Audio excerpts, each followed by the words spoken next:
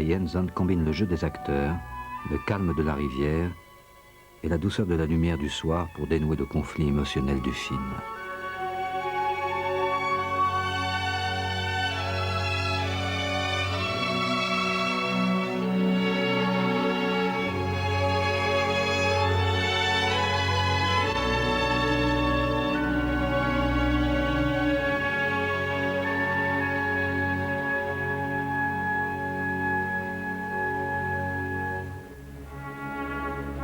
Julius et Henrik Jensen travaillent ensemble au film de Stiller, Le Vieux Manoir, tourné en extérieur dans le Jämtland.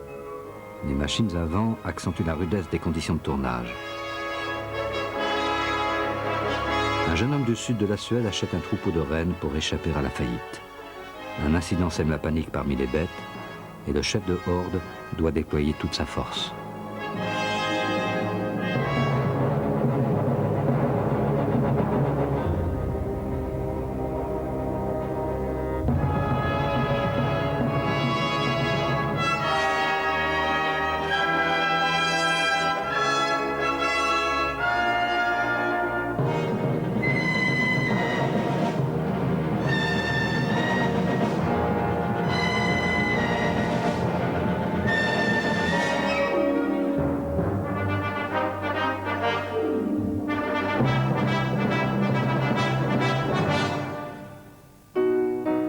Jusqu'en 1914, le Danemark avait dominé le cinéma européen.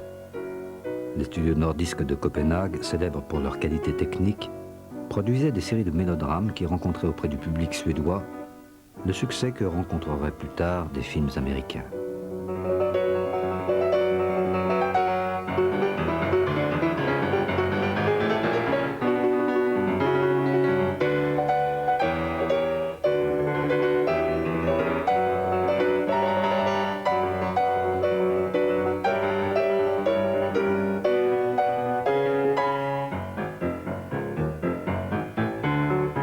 Les Danois avaient contribué à la mise en place du Star System. Voici Lily Beck, qui allait bientôt rencontrer et épouser Victor Sjöström. En 1912, l'équipe de Magnusson à la Svenska Bio était dirigée par George Afklerker, acteur et ancien officier de l'armée. Un unique fragment de film a subsisté de son passage à la Svenska Bio. Le même scénario était tourné au même moment à la Nordisk, à Copenhague. Les films qui se passaient dans des cirques étaient très populaires et ceux de la Nordisk étaient les meilleurs.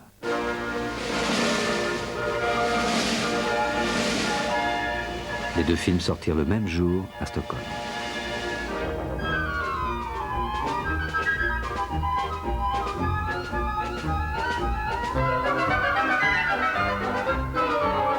Malgré la supériorité de moyens du film de la Nordisk, celui d'Afklerker n'avait rien à lui envier.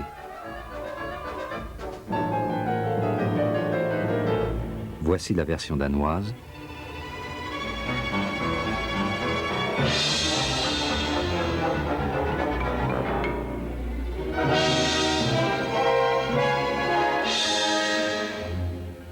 Voici la version suédoise. Afklerker se brouilla avec Magnusson et il quitta Svenska Bio à la fin de la saison 1913. Un an plus tard, il rejoignait les studios Hasselblad à Gothenburg. La société Hasselblad fabriquait des objectifs. La qualité de ses matériels, alliée au sens de la composition d'Afklerker, produisit des films d'une qualité photographique surprenante.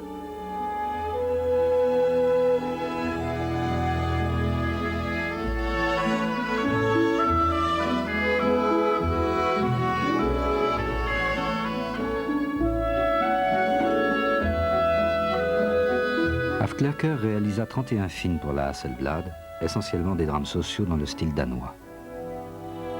Peu après ce film, il quitta la Hasselblad et retourna au théâtre. À la Svenska Bio, Victor Sjöström réalisait son premier film.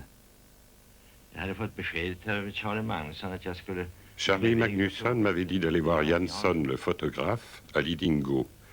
Jansson devait me montrer les studios et me donner des conseils pour mon travail. Ce premier film de Sjöström s'intitulait Le Jardinier. Julius Jensen était à la caméra, Moritz Stiller avait écrit le scénario. C'était une histoire d'amour interprétée par l'actrice danoise Lily Beck et par Gösta Ekman.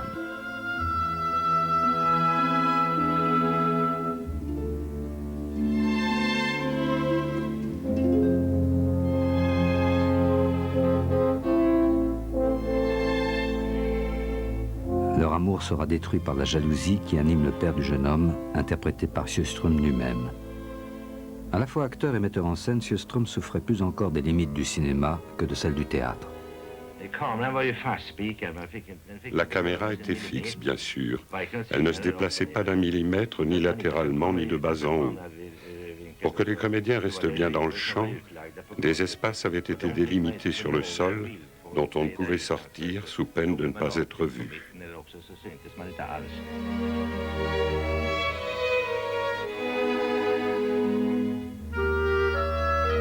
Le père chasse son fils de la maison.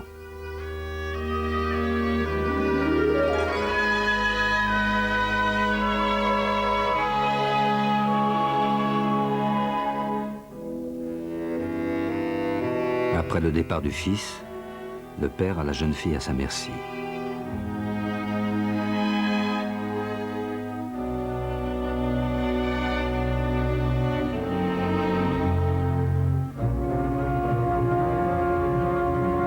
La scène du viol valut au film d'être interdit en Suède. Le film fut distribué à l'étranger, puis il disparut pendant plus de 70 ans, jusqu'à ce que soit retrouvée cette version américaine largement censurée. La vie de la jeune fille est brisée. Rejetée par la société, elle sombre dans la prostitution. Les années passent, elle revient sur les lieux du drame pour y finir ses jours.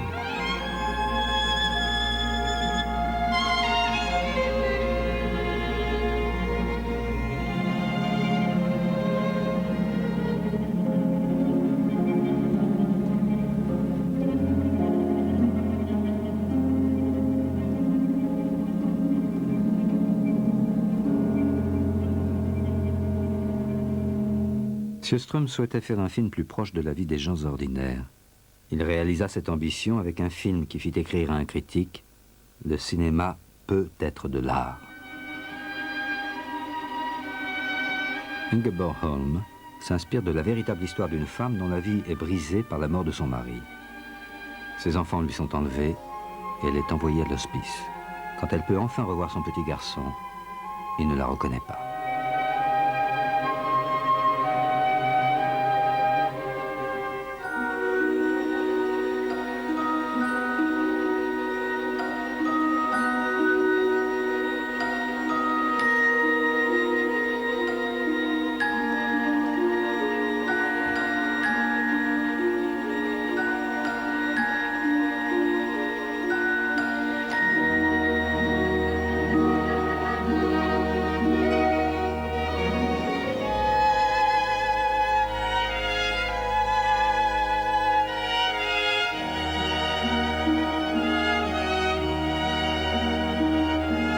Le film eut un impact énorme sur la société suédoise, qui était alors bien loin du modèle de social-démocratie que nous connaissons.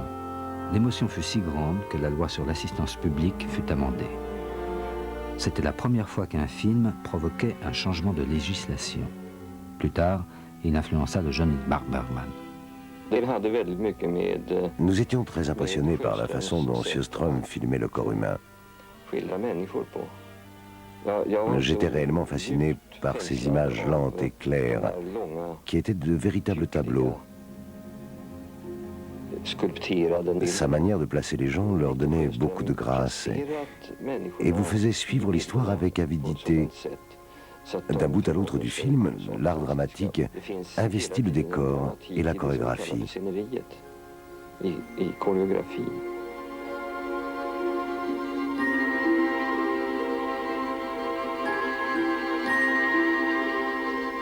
Lorsque son fils revient des années plus tard, il découvre que le chagrin a rendu sa mère folle. Cette fois, c'est elle qui ne le reconnaît pas. Il lui montre alors une ancienne photo d'elle.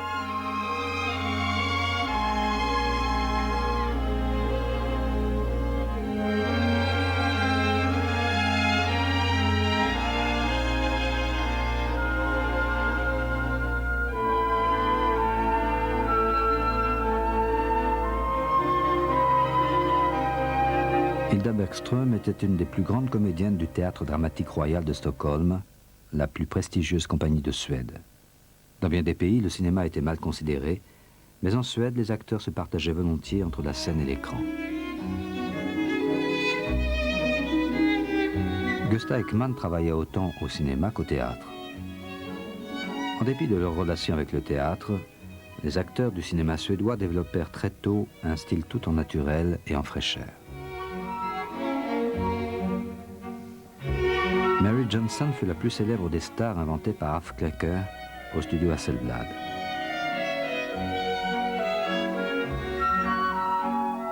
Très souvent comparée à Lillian Gish.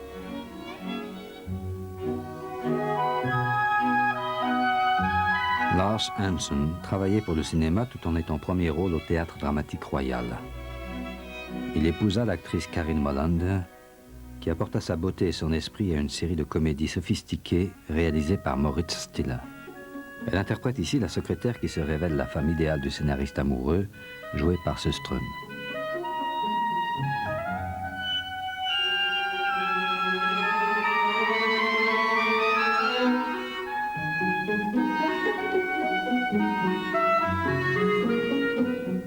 Le film eut tant de succès qu'on en fit une suite.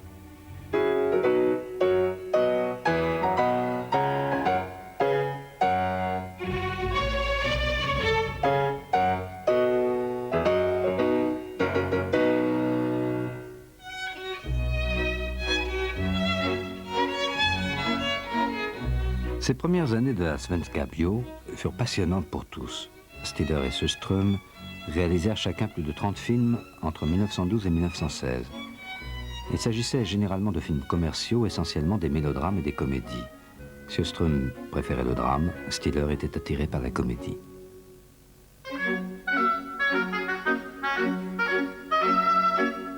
Dans cette comédie tournée en 1913, Stiller se moque de la mode féminine. C'est le premier film de Lili Zidner qui retrouve le style burlesque qu'il avait rendu célèbre au théâtre.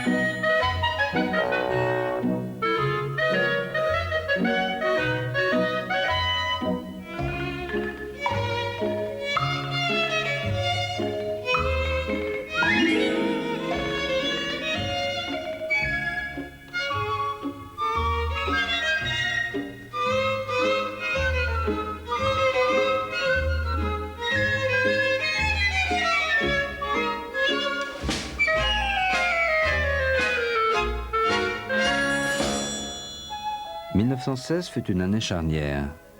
Le petit groupe de cinéastes de la Svenska Bio remportait un énorme succès, mais pourtant Stiller et Sjöström regrettaient les défis artistiques du théâtre. Leur contrat touchait à leur terme. Magnusson devait imaginer quelque chose pour conserver son équipe, au moment même où le cinéma attirait de plus en plus de spectateurs. Il décida de changer radicalement le type de film que sa compagnie produirait. J'élaborais un plan mettant en place une vaste société de production et d'exploitation de salles. Je pensais que le plus important était d'installer une chaîne de salles. Le Röda Akvarn à Stockholm fut la première d'entre elles. Le Röda Akvarn ouvrit ses portes le 30 décembre 1915. Cette salle est toujours en activité aujourd'hui. Charles Magnusson, qui était la figure clé du film suédois, avait une ambition très claire pour ce cinéma. Il voulait créer un nouvel art, une nouvelle culture cinématographique. Il voulait que nous ayons le même statut que le théâtre national. Terje Vigen, d'après Henrik Ibsen, fut la première tentative de Magnusson pour créer une nouvelle culture cinématographique. Sjöström en était le réalisateur et l'interprète principal. Le scénario était le premier du jeune Gustav Molander. Le poème dramatique d'Ibsen se déroule pendant les guerres napoléoniennes. Les Anglais imposent le blocus à la Norvège. La famille de Terje Vigen meurt de faim. Il décide de partir pour le Danemark à la recherche de nourriture. Sur le chemin du retour, il est arrêté par les Anglais.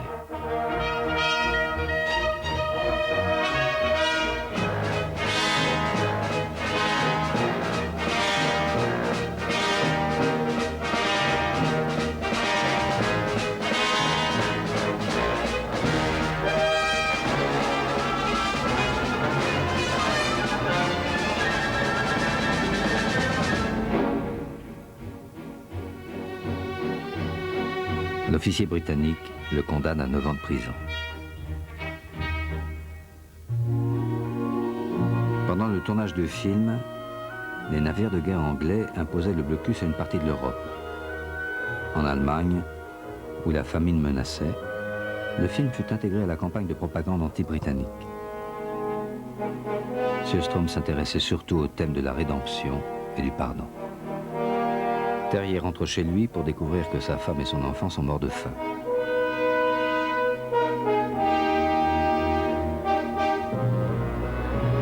Des années plus tard, le destin donne à Terje l'occasion de venger sa famille. Le navire de l'officier britannique est pris dans une tempête non loin du village de Terje. Terje s'élance à la rescousse du bateau en perdition sans savoir qui en est le capitaine.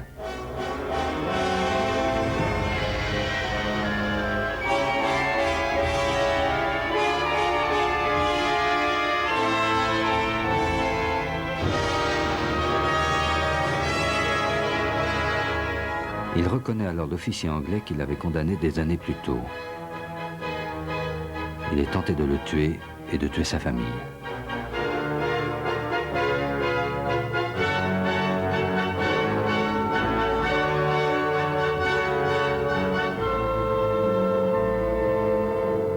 Mais comme dans la plupart des films de Sjöström, c'est l'innocence d'un enfant qui ouvre les yeux de l'adulte sur la vérité.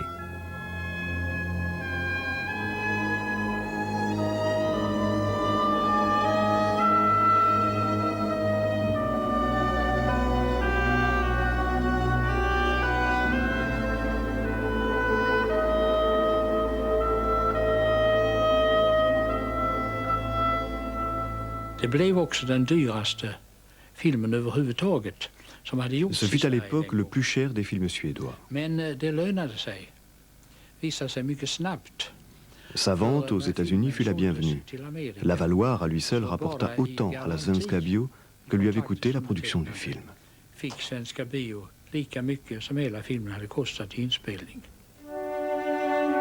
Le succès de Terje Vigen convainquit Magnusson de produire d'autres films littéraires. L'écrivain suédois Selma Lagerlöf signait avec lui un contrat pour 5 films. En 1909, elle avait été la première femme à recevoir le prix Nobel de littérature. Les romans de Lagerlöf aidèrent Magnusson à forger son modèle du nouveau cinéma suédois grâce à leurs solides intrigues, leur cadre rural et leurs puissants dilemmes moraux.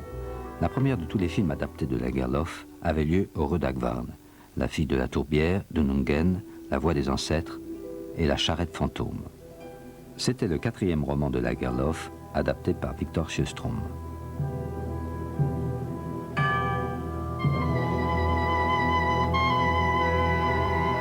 David Holm, interprété par Sjöström, est mort à minuit un 31 décembre. Le messager de la mort lui offre une seconde chance de vivre. Holm est un bon à rien qui a gâché non seulement sa propre vie, mais aussi celle de sa famille et de ceux qu'il aimait.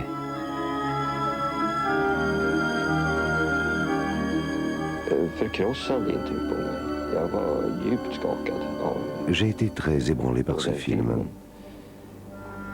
Non pas pour des questions de compréhension ou autre, mais parce que j'étais très impressionné.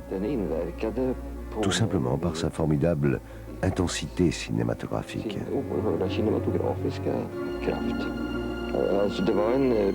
C'était une expérience totalement émotionnelle.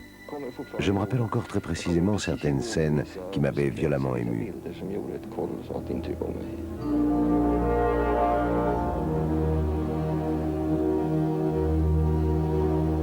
Le messager de la mort lui montre les conséquences de ses actes afin de tenter de sauver son âme. Le film culmine avec la scène où Holm est confronté à sa femme, interprétée par Hilda Bergström.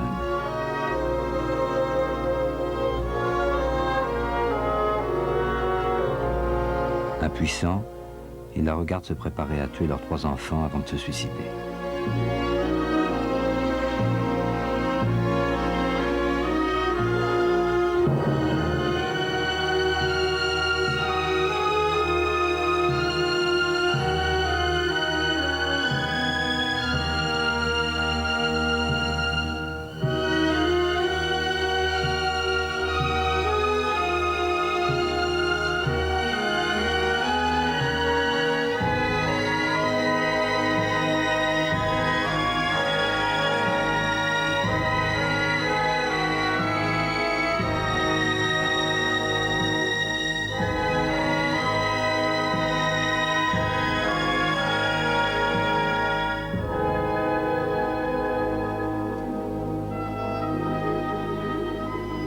David Holm est sauvé par son repentir. Il pourra à son tour sauver sa famille.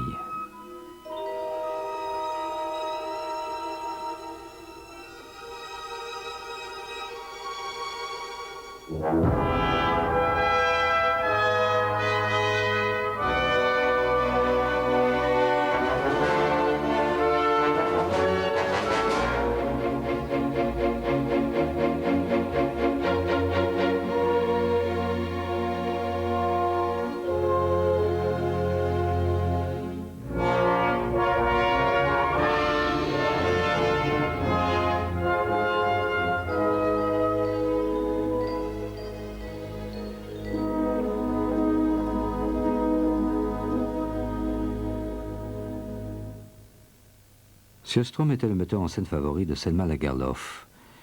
Il s'efforçait de rester fidèle à l'esprit de ses romans. L'intégrité des personnages était au cœur de ses films. Moritz Stiller avait un style plus dynamique et plus agressif. Pour lui, les romans de Lagerlöf étaient l'occasion de raconter des aventures sophistiquées. Cette première adaptation par Stiller d'un roman de Lagerlöf avait été écrite par son collaborateur Gustav Molander. Le film se passe au XVIe siècle. Il raconte comment 3 mercenaires écossais s'enfuient du château de Gripsholm.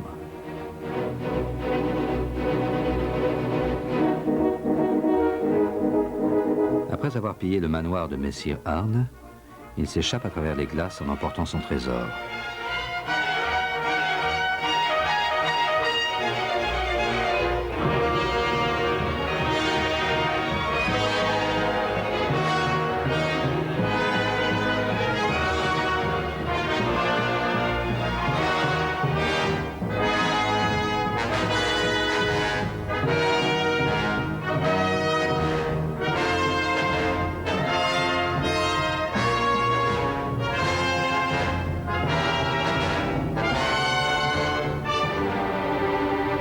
Sir Archie et ses hommes laissent le manoir de Messire Arne en ruine après en avoir massacré les habitants.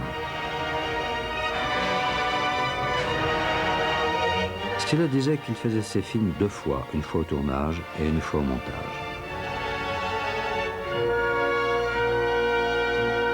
Une seule personne a survécu au massacre, Elsa Lill, interprétée par Mary Jensen.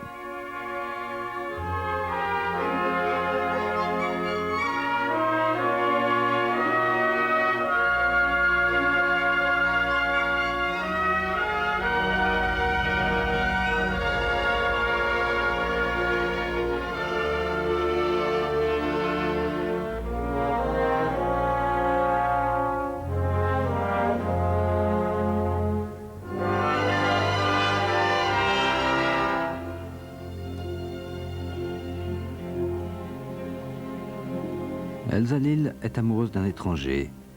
Elle découvre qu'il n'est autre que Sir Archie, le meurtrier de sa famille. La description de leurs émotions par Stiller fait de ces amours brisés l'un des plus bouleversants récits du cinéma suédois.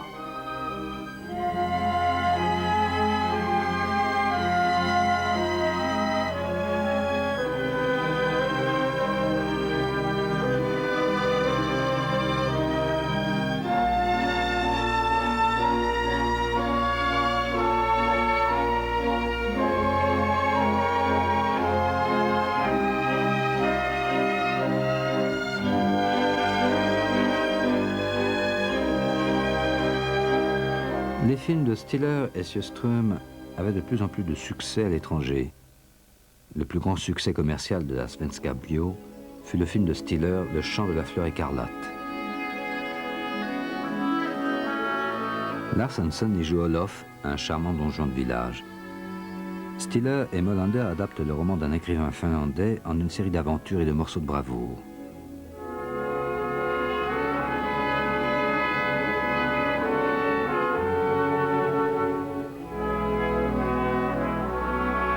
Le moment le plus spectaculaire est celui où Olof parie qu'il pourra franchir les rapides sur un tronc d'arbre.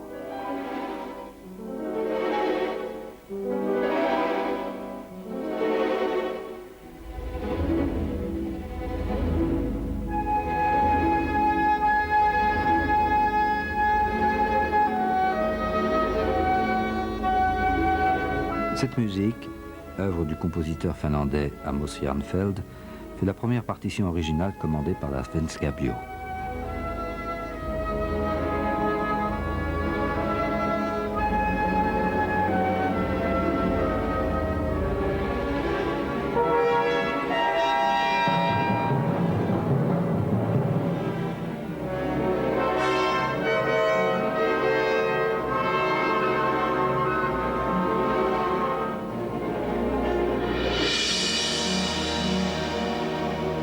Le succès de la Svenska Bio condamnait les petits studios indépendants.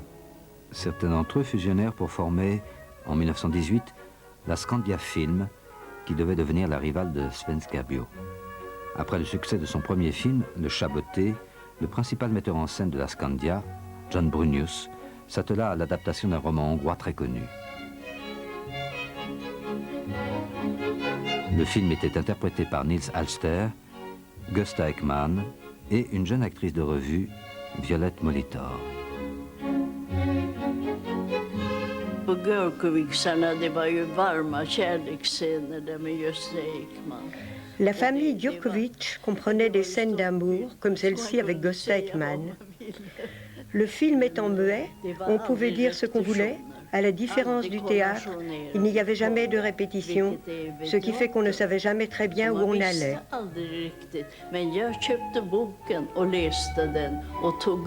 Mais j'avais acheté le livre et j'en ai sorti des répliques dont je pensais qu'elles devaient être dans le film. Cela m'a rendu service dans une certaine mesure.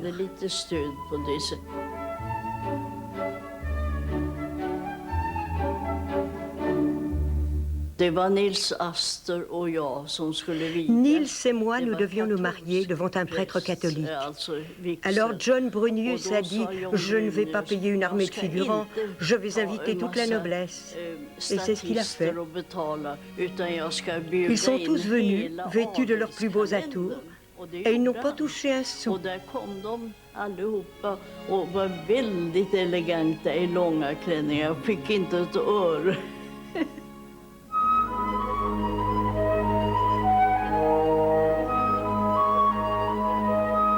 Brunius et la Scandia étaient ambitieux, mais sans originalité. Leur production suivante portait toutes les marques de fabrique de la Svenska Bio. L'action se déroulait dans un magnifique paysage de Norvège.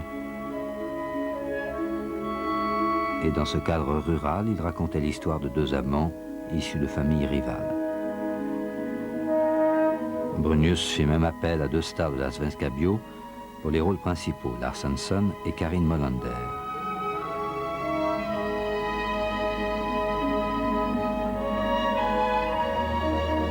C'était un film à gros budget qui établit la réputation de Brunius.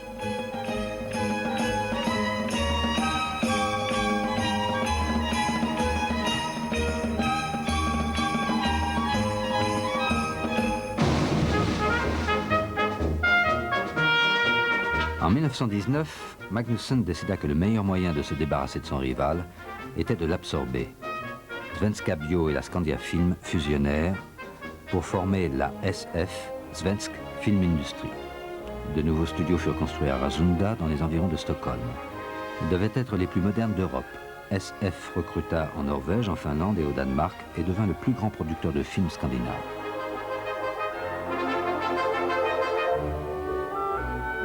L'ouverture des marchés après-guerre apporta en Suède une nouvelle vague de films américains et avec eux leurs stars. Le roi roi et la reine d'Hollywood, Mary Pickford et Douglas Fairbanks, visitent Razunda. C'est au sommet de sa gloire que SF créa les conditions de sa chute. En encourageant la distribution des films américains, SF gagnait de l'argent, mais sapait le goût du public pour les films suédois.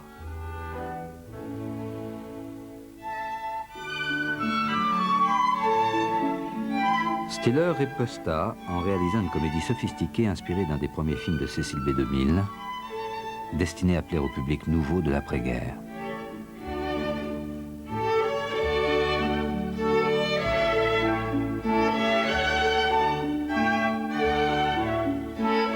Les rôles principaux étaient tenus par Karin Molander, Anders de Waal et Tora Teje.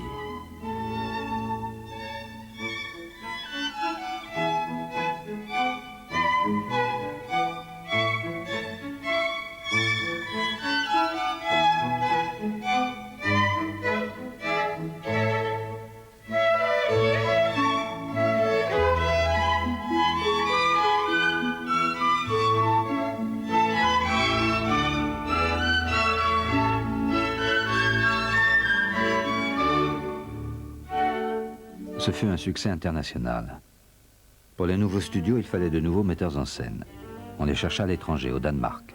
Malgré la neutralité du Danemark, la Nordisk avait souffert pendant la guerre de ses liens étroits avec l'industrie cinématographique allemande. SF recruta l'un de ses réalisateurs, Karl Dreyer, journaliste, critique et cinéaste. Dreyer allait se faire connaître dans le monde entier grâce au film réalisé en France à la fin du muet, La magnifique passion de Jeanne d'Arc. Grâce à l'œuvre de Sjöström, écrivait Dreyer, le cinéma est entré dans la terre promise de l'art.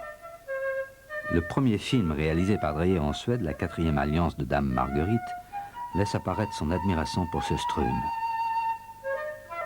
Le film fut tourné en extérieur en Norvège avec des acteurs suédois, danois et norvégiens. Il raconte l'histoire d'un jeune homme qui doit épouser la veuve de son prédécesseur afin de devenir le pasteur du village. Hélas, il en aime une autre.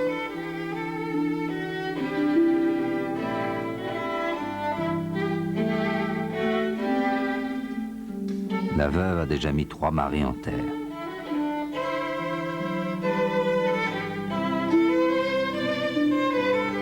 L'action se passe au XVIIe siècle et le réalisme de l'atmosphère était dû pour partie au tournage en extérieur dans un musée ethnographique en plein air. Le style nous est venu tout naturellement, car nous travaillions dans de vieilles maisons.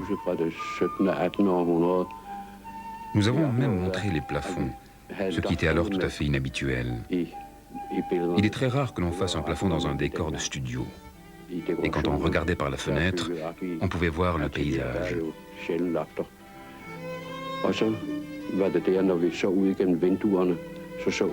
À cette époque, tout cela donnait au film une touche étonnamment réaliste.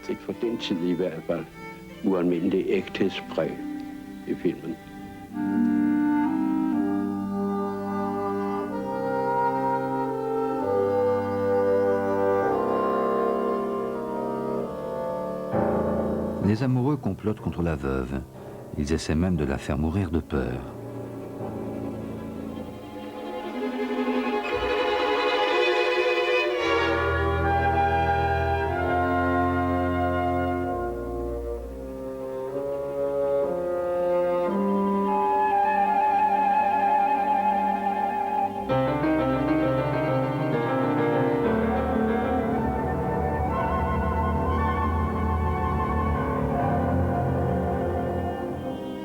Marguerite comprend qu'elle va mourir. Elle se rappelle sa jeunesse et son premier amour.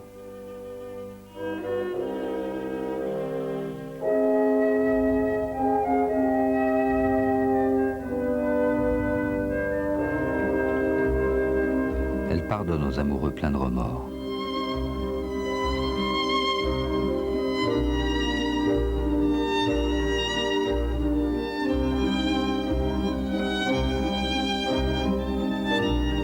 L'actrice Hildur Carlberg, qui interprète Marguerite, mourut peu après la fin du tournage.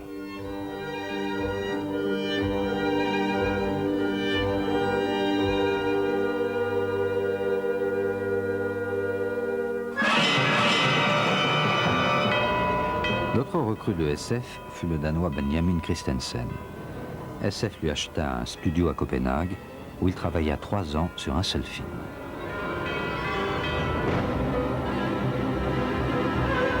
Une série de scènes éblouissantes allie dans un style quasi documentaire sorcellerie, religion et hystérie.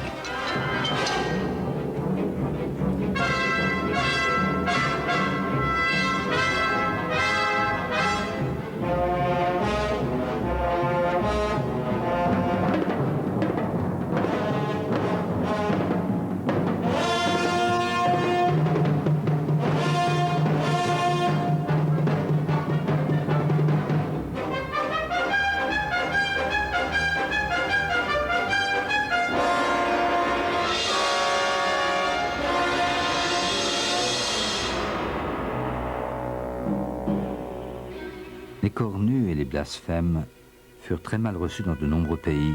Les problèmes de censure et l'énorme coût de production du film en firent une catastrophe financière.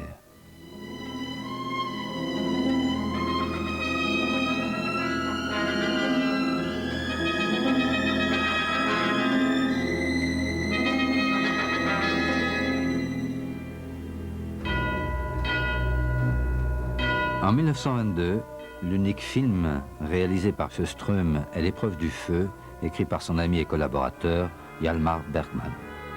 Jenny Hasselquist interprète une femme accusée du meurtre de son mari dans la Florence du XIVe siècle. Elle est soumise à l'épreuve du feu.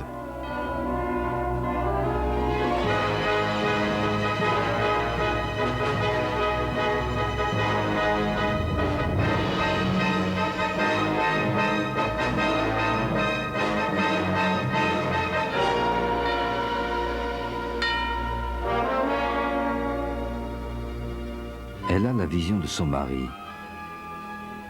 Elle se le rappelle tel qu'il était le jour de leur mariage. Et c'est lui qui l'aide à traverser l'épreuve.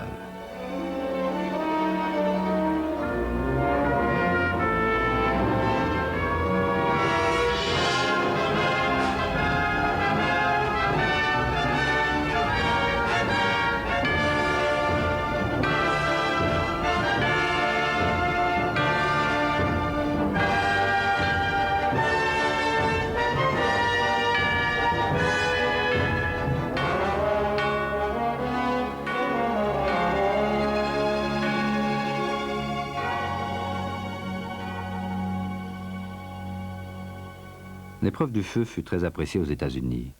Sjöström, hérité de la bureaucratie croissante qui gagnait la Svensk Film Industrie, reçut une offre de Louis B. Mayer, patron de la MGM.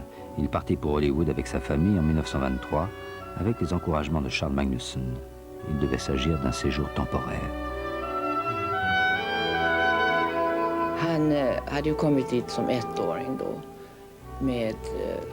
Il y était allé avec sa famille alors qu'il avait 1 an. Et il y avait vécu de nombreuses années avant de revenir en Suède. Il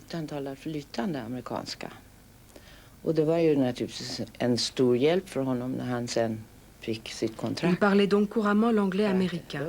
Au moment de conclure son contrat, le fait de ne pas avoir de problème de langue lui fut fort utile. Les gens l'adoraient là-bas. Ils l'appelaient Jésus. On lui avait donné ce surnom à cause de sa gentillesse. On disait, où est passé Jésus? Jésus, il est aux toilettes. Ce surnom lui allait comme un gant, car c'était vraiment quelqu'un de très gentil. Il était très facile de travailler avec lui.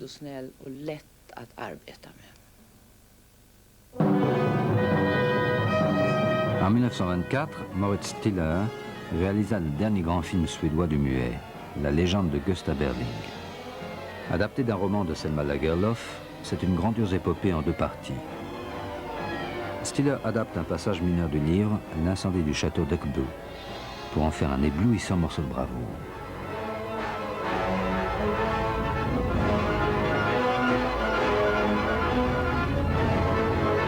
« 34 décors furent construits, tous destinés à être brûlés.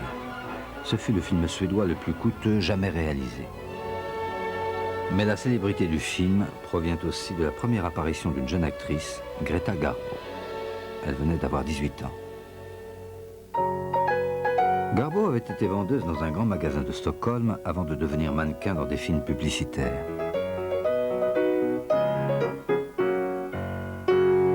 Elle décrocha ensuite un petit rôle dans une comédie d'Eric Petchler. Son talent lui valut d'entrer à l'école du théâtre dramatique royal, où elle rencontra Mimi Pollack. Elles devinrent amies. Så blev jag hemskt god vän med Garbo redan första dagen när vi satt vid bordet och skulle presentera oss vilka vi var. Nous nous sommes liés d'amitié dès le premier jour. Nous étions 7 et nous sortions toutes du lycée, sauf Greta qui dit en rougissant « collège ». Utom Greta, när hon reste sig upp och blev blodröd i ansiktet och sa folkskola. Greta var inte så smal alls på den tiden som Greta n'a pas toujours été aussi mince qu'après la légende de Gustav Berling. Elle était un peu potelée. Moge lui dit qu'il fallait qu'elle perde du poids si elle voulait obtenir le rôle. Alors elle n'a plus mangé que des épinards du matin au soir.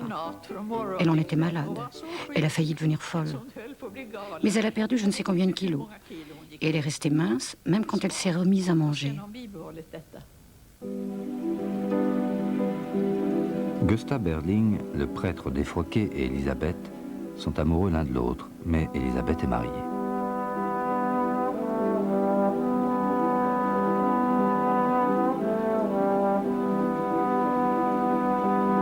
C'est le premier rôle dramatique de Garbo, et ses qualités de star sont déjà évidentes.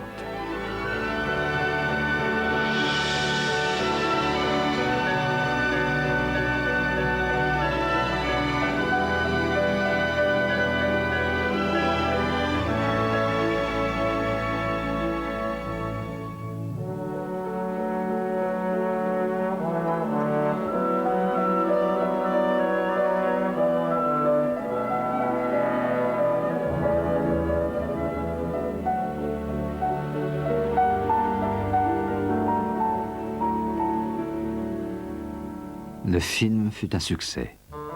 Stiller partit assister à la première à Berlin en compagnie de Garbo.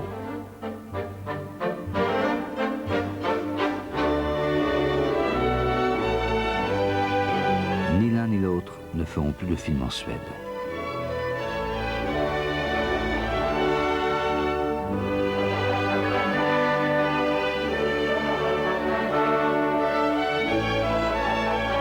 À Berlin, Stiller rencontre Liebe Meyer, patron de la toute nouvelle MGM, lui-même de passage à Berlin. Meyer veut prendre Stiller sous contrat et Stiller insiste pour que sa protégée Garbo soit engagée aussi. En juin, il s'embarque pour les États-Unis où il rejoint le groupe des exilés à Hollywood.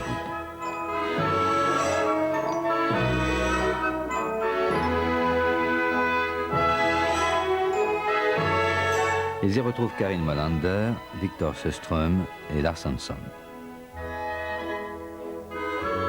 Karl Dreyer part pour la France, Mary Johnson part pour l'Allemagne ainsi que Benjamin Christiansen, qui rejoindra plus tard la communauté scandinave d'Hollywood. Le cinéma suédois ne pouvait survivre à cette hémorragie de talent. Svensk Filmindustri était aux mains des financiers et des comptables. Charles Magnusson n'était plus le patron des studios, il n'était plus qu'un gestionnaire parmi d'autres. Julius Jensen était resté. Il travaillait avec une nouvelle génération de réalisateurs comme Gustav Molander. John Brunius préparait une production ambitieuse destinée à rivaliser avec Hollywood.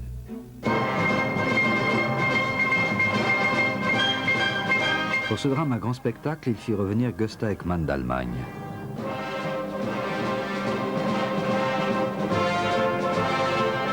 Gros budget, scénographie coûteuse, scènes spectaculaires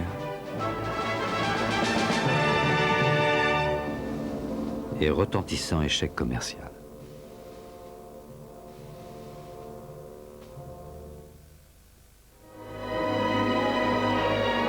Hollywood savait restituer l'histoire de Suède mieux que la Suède elle-même. La MGM fit de Garbo une sorte d'icône connue dans le monde entier. Mais Hollywood fut moins généreux pour son protecteur, Moritz Stiller. En 1928, Stiller rentre en Suède, malade et brisé.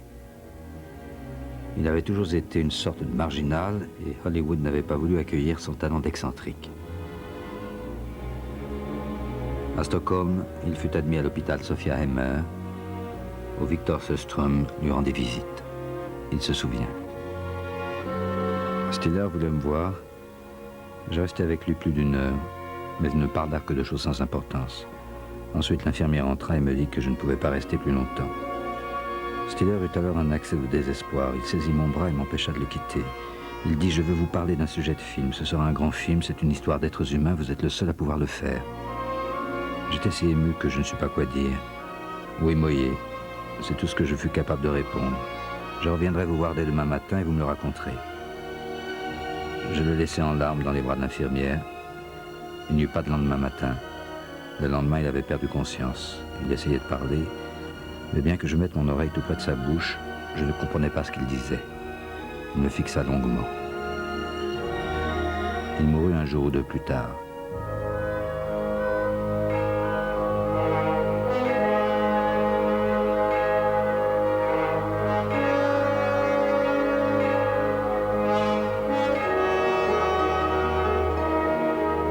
Le premier âge d'or du cinéma suédois avait pris fin.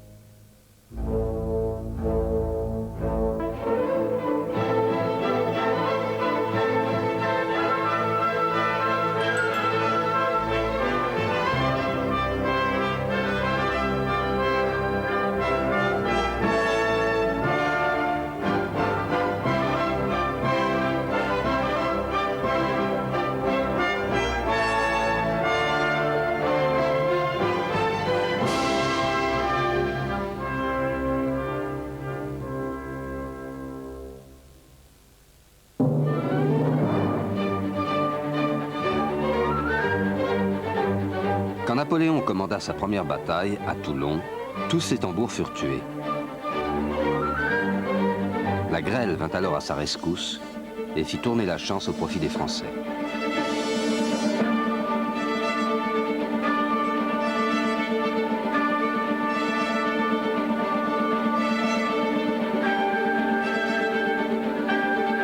Le film d'Abel Gance représente un sommet dans une décennie de formidables réussites du cinéma français.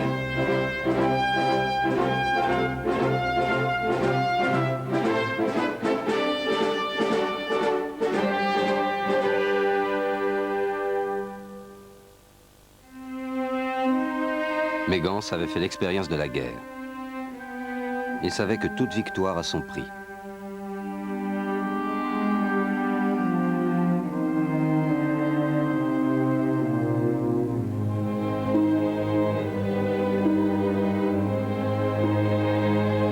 France, le prix de la victoire de 1918, c'est une économie sinistrée. Pour son industrie du cinéma qui avait jadis dominé le monde, c'est la perte de ses marchés au profit des États-Unis.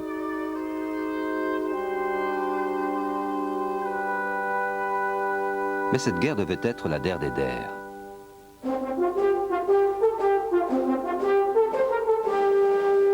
Les cinéastes revenaient de l'armée avec un sentiment d'allégresse.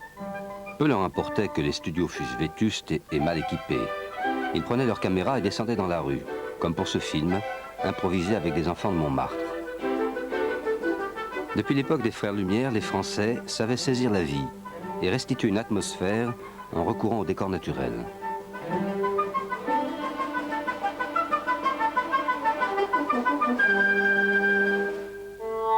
Plus que jamais, la campagne française attirait les cinéastes. Les membres d'un nouveau mouvement se considéraient comme des impressionnistes de l'image animée. Leur chef de file était le metteur en scène André Antoine. Il avait largement dépassé les 60 ans et se plaignait de ne plus être un jeune homme.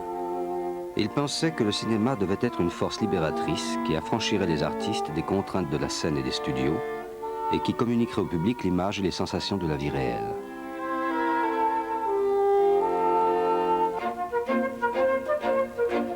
Il baptisa son mouvement Théâtre libre.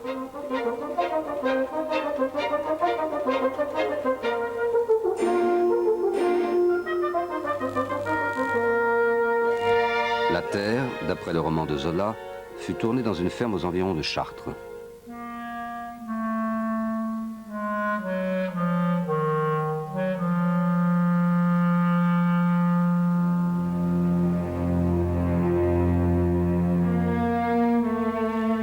Buteau est marié à la sœur de Françoise.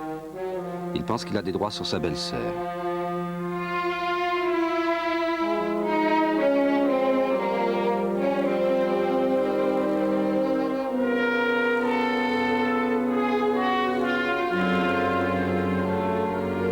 Le rôle de Françoise est interprété par Germaine Rouher. Il me grondait parfois, mais très gentiment, parce que comme j'avais jamais rien fait, j'étais très maladroite, alors il me disait, mais il est donc des mains de paysanne. Moi, je lui disais, je ne peux pas avoir des mains de paysanne, mais essayez d'avoir des mains de paysanne. Voilà ce qu'il me disait. À ce moment-là, je me mettais par terre, puis je grattais la terre. Alors je faisais rire tout le monde. Les films d'Antoine avaient une remarquable valeur documentaire, mais ils n'avaient pas de succès. Son dernier film, sur la vie des mariniers, ne fut jamais distribué. Il fallait à ce genre de film une histoire d'amour pour qu'ils attirent le public. Ce qui fut fait par Jean Epstein, avec Blanche Montel pour interprète. Ça s'appelait La Belle Nivernaise, et quand on m'avait engagé, naïvement, j'avais peut-être cru que c'était moi la Belle Nivernaise. Pas du tout, c'était le bateau. Bien vieux. Tournée sur la Seine entre Paris et Rouen, La Belle Nivernaise inspira 10 ans plus tard la célèbre Atalante de Jean Vigo.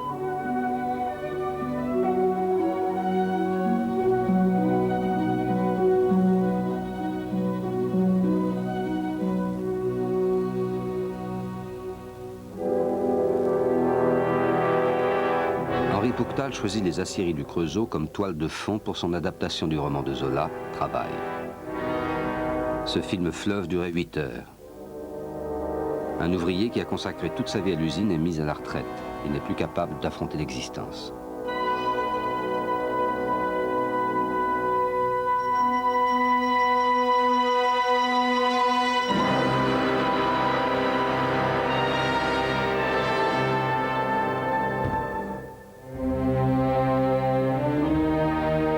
La Roue fut réalisé sur un mode plus lyrique encore.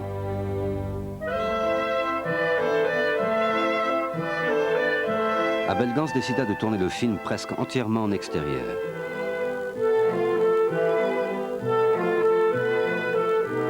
L'œuvre se distingue pourtant par une fluidité de la prise de vue que l'on n'obtenait d'ordinaire qu'en studio. Gance planta ses décors dans la gare de triage de Saint-Roch près de Nice. Gance était un poète du cinéma. Pour lui, le cinéma était tout à la fois un art et une religion. Avec son chef opérateur, Léonce-Henri Burel, il était sûr de pouvoir relever tous les défis. Ce qu'il faisait en mettant en œuvre des moyens simples, mais potentiellement dangereux.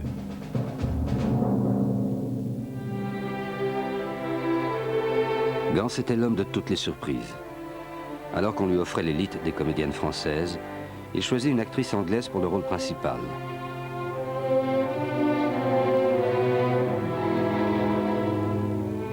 Épouse d'un célèbre chef opérateur et mère du futur réalisateur Ronald Neame, Ivy Klaus était réputée pour sa beauté. Elle interprète Norma, une enfant rendue orpheline par un accident de chemin de fer. Elle grandit en croyant qu'Ellie est son frère. Mais elle tombe amoureuse de lui tandis que son beau-père Sisyphe éprouve pour elle une passion destructrice.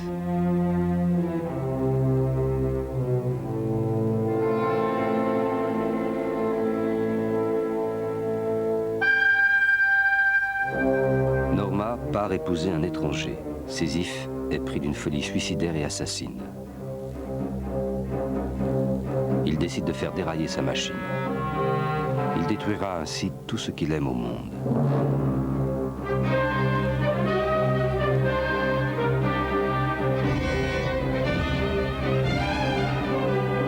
La Roue compte parmi les films les plus remarquables de l'histoire du cinéma, car il inaugure le montage rapide, une technique que les historiens du cinéma ont toujours attribuée aux films réalisés plus tard en Union soviétique.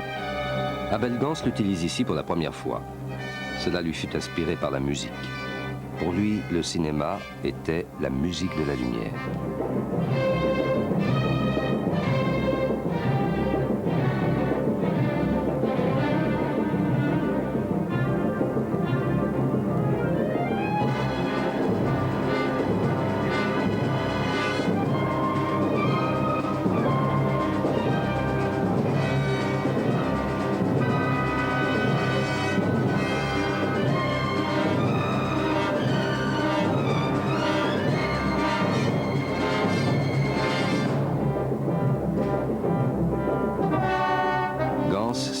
Victor Hugo.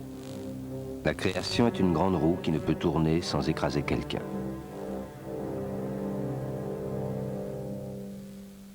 C'est ce que dut ressentir le producteur Charles Pathé en constatant que le film dépassait largement son budget. Il discuta et parlementa avec Gans, mais il se rendit compte que Gans était désespéré. Sa fiancée, Ida Danis, qu'il adorait, était tombée malade de la tuberculose, maladie souvent incurable à l'époque. Qui font que la roue a obéi à sa maladie. Et que, parti en somme de Paris, j'ai dû aller à Chamonix. J'ai dû aller ensuite dans les Landes. J'ai dû ensuite revenir à nouveau à Saint-Gervais. J'ai dû à nouveau repartir pour Paris. Enfin, je me suis déplacé autant que son état a nécessité. Ce n'était pas la roue qui m'obligeait à le faire, c'était son état.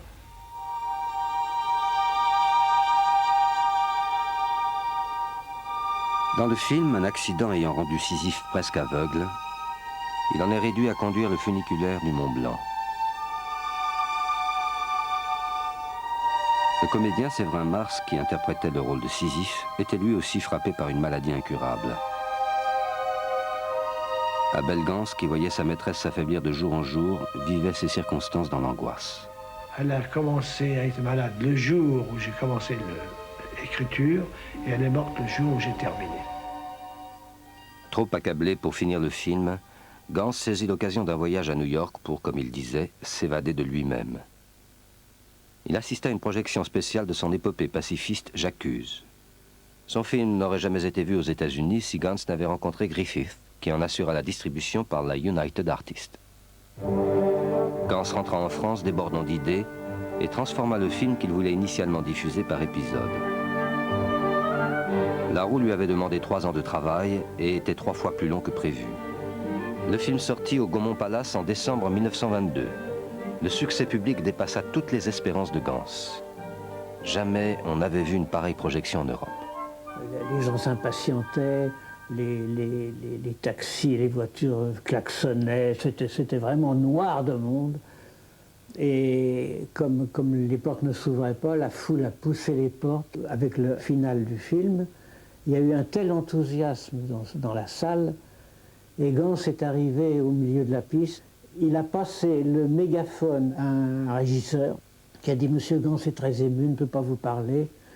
Il propose qu'on bisse la dernière bobine. » Ça a été vraiment un très très grand moment du cinéma. Devenu complètement aveugle, Sisyphe attend la mort dans sa cabane solitaire.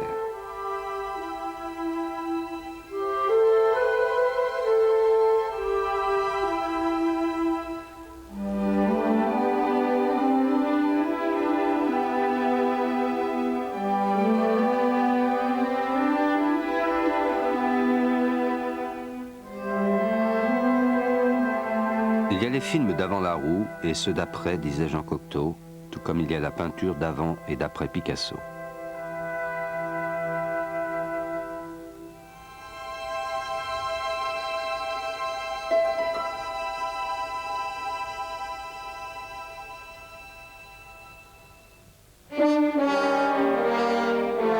Les Français étaient habitués aux films à épisodes programmés sur plusieurs semaines.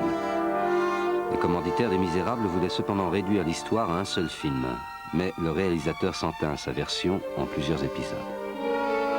Grâce au tournage en extérieur, Henri Fescourt put faire son film sur les lieux décrits par Victor Hugo. Montreuil-sur-Mer présentait exactement le même aspect qu'en 1837, quand Hugo avait visité la ville. Fescourt faisait passer son scénario avant tout. Mais au bout de 4 mois de tournage, la mort de son coproducteur allemand l'obligea à quitter les couvents et les jardins de la province française et à terminer son travail tant bien que mal. Alors que les égouts de Paris étaient d'une angoissante authenticité, les scènes d'insurrection dans Paris, tournées en studio, avaient un air bien artificiel.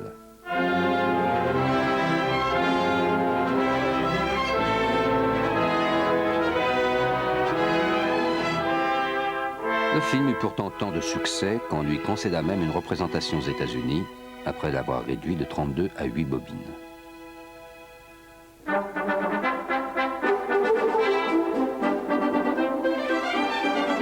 film à épisodes était le genre le plus populaire en France. Il faisait office de rempart contre le déferlement des films américains en assurant aux exploitants une fréquentation de 8 à 12 semaines d'affilée.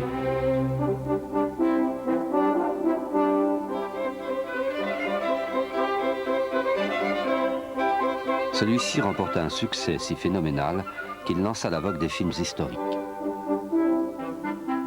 On s'en servit pour barrer la route à la version hollywoodienne co-signée et interprétée par Douglas Fairbanks. En France, comme dans presque toute l'Europe, les Trois Mousquetaires de Fairbanks furent maintenus à l'écart des écrans pendant près de 10 ans. Depuis la guerre, cependant, le cinéma américain imposait ses lois. En 1922, Jackie Coogan attira des foules entières lors de sa visite à Paris, accompagné de ses parents. Coogan s'était rendu célèbre par son personnage du Kid de Chaplin. Jacques Feder fit une description analogue des relations entre un adulte et un enfant. Son adaptation du roman d'Anatole France met en scène le grand acteur de théâtre Maurice de Féraudy et le jeune Jean Forest. Les garçons sauvent le vieil homme du suicide et lui donnent une nouvelle raison de vivre.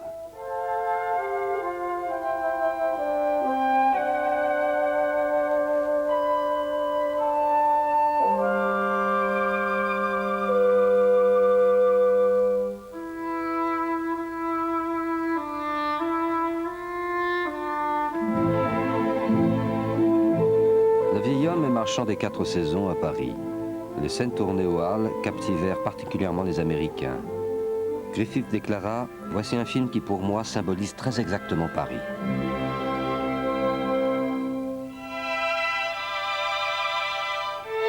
Feder réalisa un autre film avec Jean Forest, en Suisse cette fois. Les prises de vue de Burel y font un usage spectaculaire des paysages de montagne. Feder se révélait ainsi comme l'un des meilleurs cinéastes européens. Son scénario entraîne le spectateur dans l'univers d'un enfant.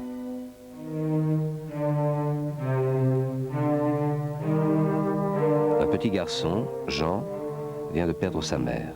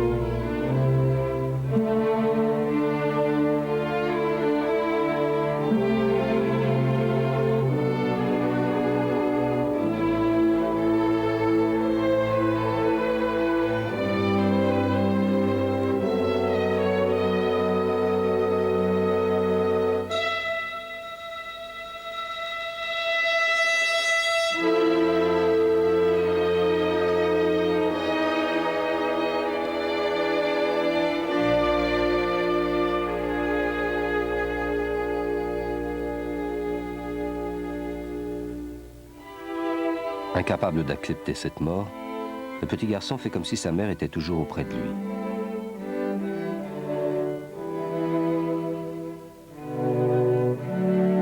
Son père se remarie et l'enfant doit affronter non seulement sa belle-mère, mais aussi la fille de celle-ci.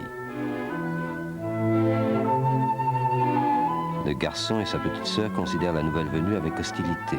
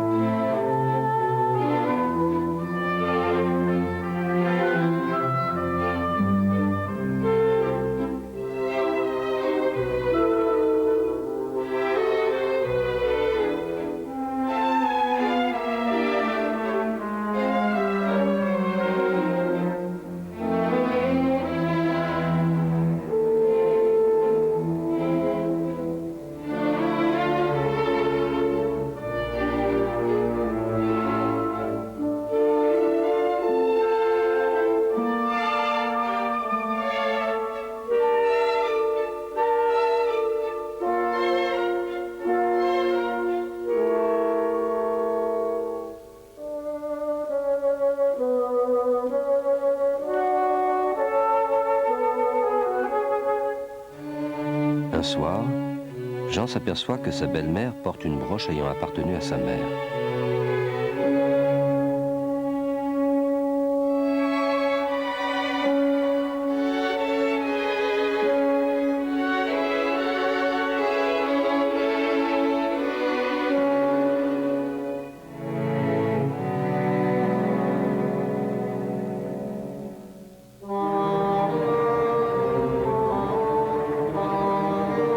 Envahi par le sentiment de sa culpabilité, car il a mis en danger la vie de sa demi-sœur, Jean a l'impression que la vie ne vaut plus la peine d'être vécue.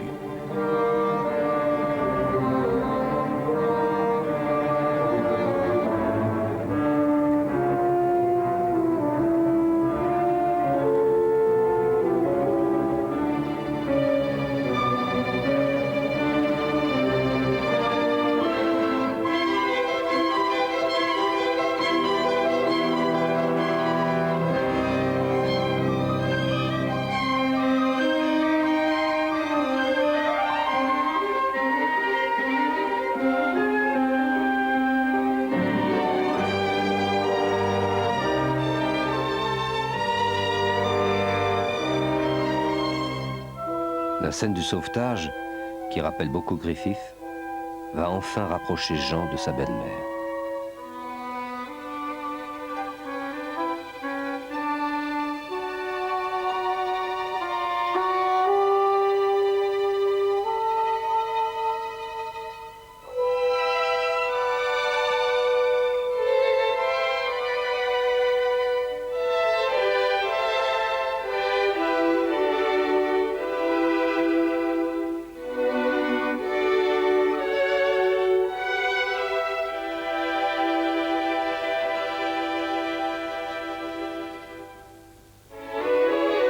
Le cinéma français ne dépendait pas des stars au sens américain du terme. L'actrice espagnole Raquel Meller était un équivalent assez proche de la star. Elle était déjà célèbre comme chanteuse. Grâce à la Violettera, sa chanson la plus connue, elle fut choisie pour interpréter une marchande de fleurs qui vole une dame. Cette dame deviendra plus tard impératrice de France. Ce film d'Henri Roussel fut entièrement tourné en extérieur. Cette scène de poursuite fut filmée à Séville par Jules Kruger.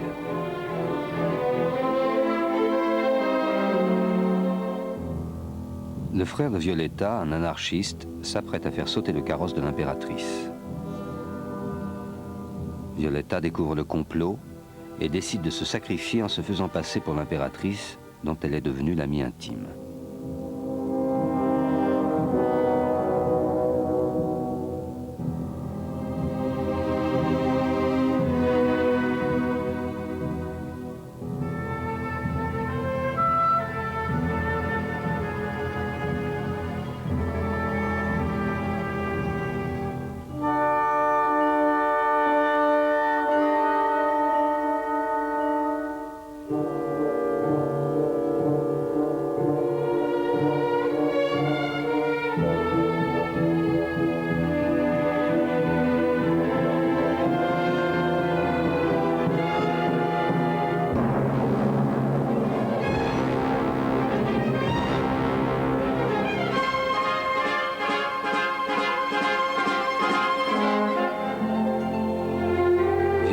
Survit à l'attentat.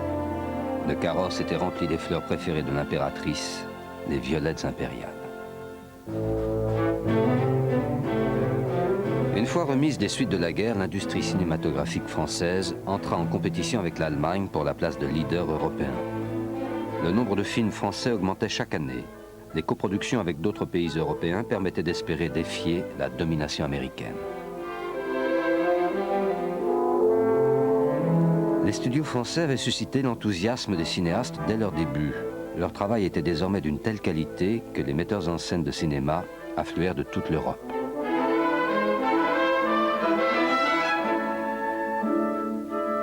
L'importance du cinéma fut officiellement reconnue quand l'Opéra de Paris accueillit une projection cinématographique en présence du président Doumergue.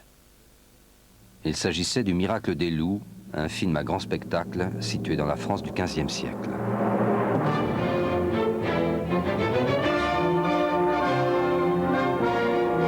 Signe de cette toute nouvelle reconnaissance, On créa une société spécialisée dans la production de grandes fresques historiques.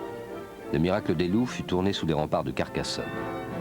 Le film doit beaucoup à Intolérance de Griffith et surpasse la plupart des autres films à grand spectacle par son envergure et son audace. Le metteur en scène Raymond Bernard inaugura l'usage de la caméra à l'épaule.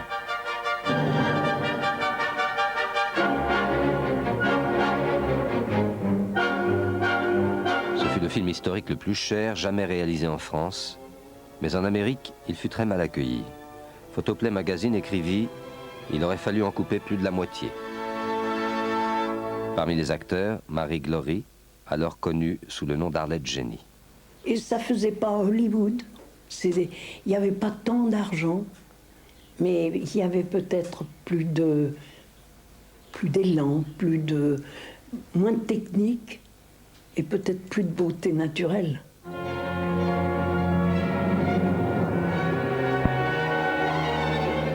La même société de production entreprit un autre film à grand spectacle sur la révolte polonaise de 1776 contre les Russes, dans lequel Pierre Blanchard incarne un patriote polonais. Sophie Woroska, interprétée par Edith Jehan, entend les bruits de la bataille et comprend que ses compatriotes vont être vaincus.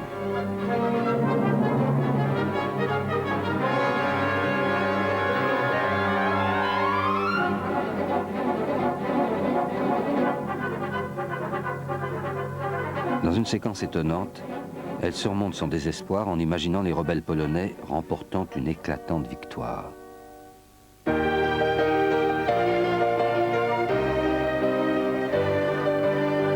L'étroite collaboration entre le compositeur Henri Rabault et le réalisateur Raymond Bernard contribua largement au succès du film.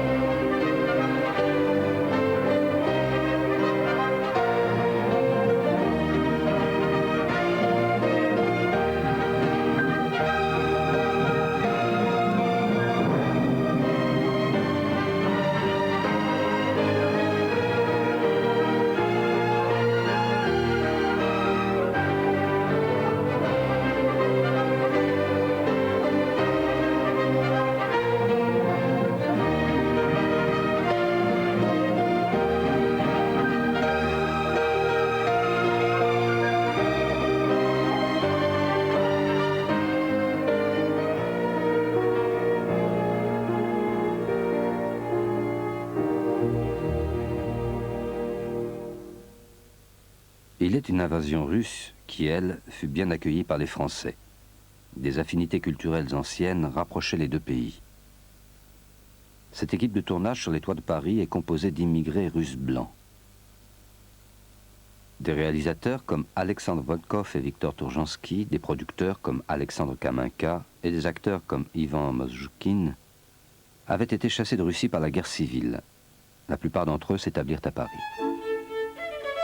Cette scène d'un film de Volkov sur la vie mouvementée d'Edmund Kean, le tragédien anglais du XVIIIe siècle, est située dans une taverne londonienne.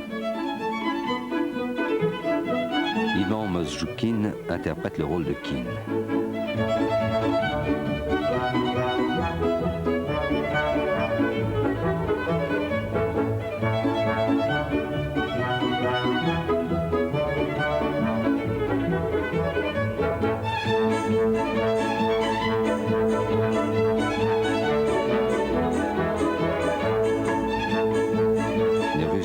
Adoptèrent le montage rapide de Gans avec un enthousiasme qui allait bientôt être partagé par les soviétiques.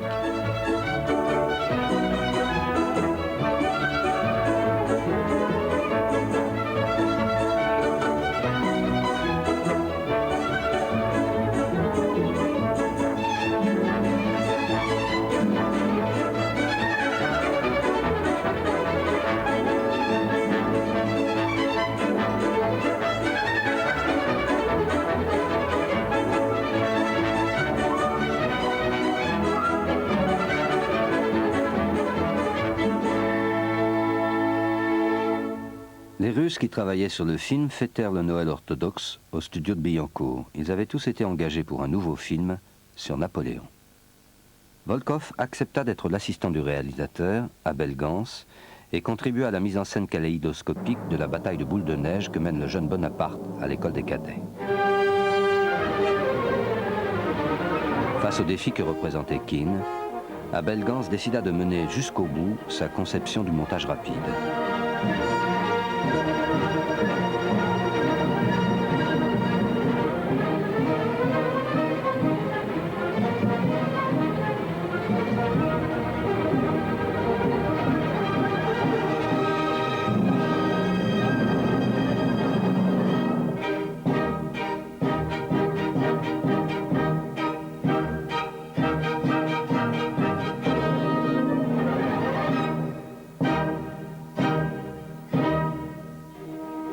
La bataille de boules de neige fut filmée par Jules Kruger avec une caméra de bris fixée sur sa poitrine.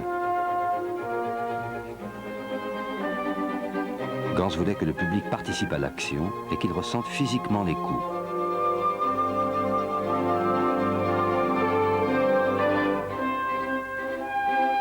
Gans et Volkov firent adapter leur caméra à tous les procédés esthétiques imaginables.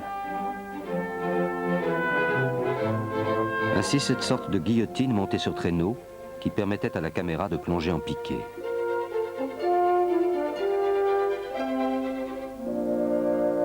Bien avant la généralisation des moteurs de caméra, il disposait de caméras capables de panoramiquer automatiquement à 360 degrés.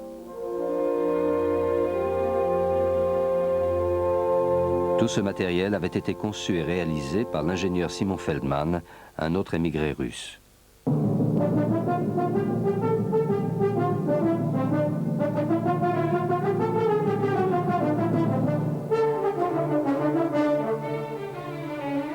Gans emmena son équipe en Corse. Il voulait une poursuite épique qui surpasserait tous les westerns et qui ferait participer le spectateur au mouvement de la course.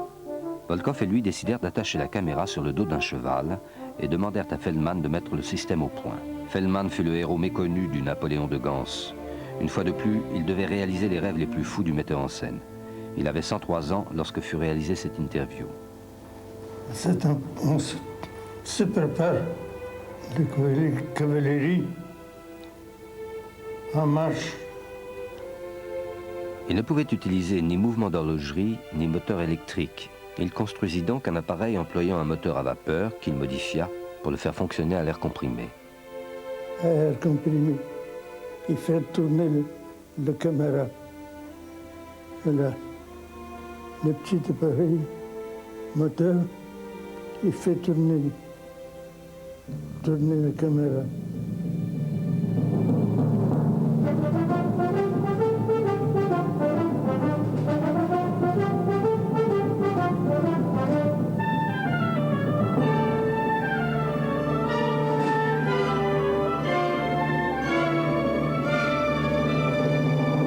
La plus grande difficulté était peut-être de trouver un acteur ayant suffisamment de charisme pour interpréter Napoléon. Gans en auditionna des quantités, y compris Ivan Mosjoukine, René Fauchois et Harry Krimer. Albert Dieudonné était un vieil ami de Gans, mais ce dernier le trouvait trop âgé pour le rôle. Un soir, Dieudonné revêtit l'uniforme et vint à Fontainebleau où Gans séjournait. Il fut immédiatement engagé. Dieudonné rendit également visite à un gardien de nuit du château qui prétendait voir l'empereur régulièrement. Alors je suis arrivé, j'ai ouvert la porte brusquement, j'étais naturellement en uniforme, et je lui ai dit, eh bien Matard, alors, on dort quand on est de garde? Alors ce malheureux s'est réveillé, il était ahuri, il s'est frotté les yeux, il me regardait, n'est-ce pas, et puis je suis parti. Et le lendemain, il a dit à Desparbès, eh bien vous savez, monsieur le conservateur, je ne vous mens pas. Hier, je l'ai vraiment vu, Napoléon. Avant, je plaisantais un petit peu. Je vous disais ça pour vous faire rire, mais cette fois-ci, je l'ai vu. Malheureusement, ce pauvre homme est mort 8 jours après. Est-ce moi qui suis une des causes de... Mais enfin, en tout cas, il est mort en ayant vu Napoléon. C'était il avait réalisé le rêve de sa vie, comme moi j'ai réalisé le mien en interprétant le film d'Abel Gance.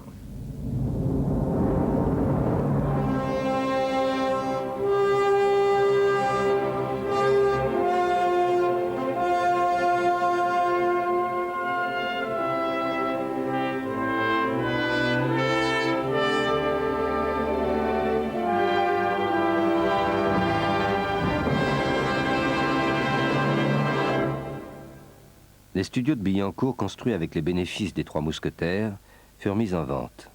Gans les acheta et les fit équiper tout spécialement pour le tournage d'une des scènes les plus spectaculaires jamais réalisées en studio. La bataille de Toulon avait eu lieu la nuit, sous une pluie torrentielle. Gans jugea que le seul moyen de la tourner était d'avoir recours à une pluie artificielle fournie par une brigade de pompiers. Mais une explosion se produisit que Gans subit de plein fouet.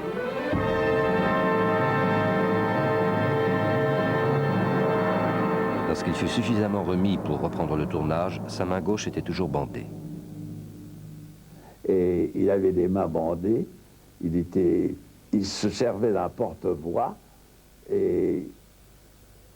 pour donner ses indications. Et c'est comme ça qu'il arrivait à galvaniser les acteurs et créer cette atmosphère d'électricité qui régnait sur le plateau. Harry Krimer incarnait Rouget de Lille, le compositeur de la Marseillaise.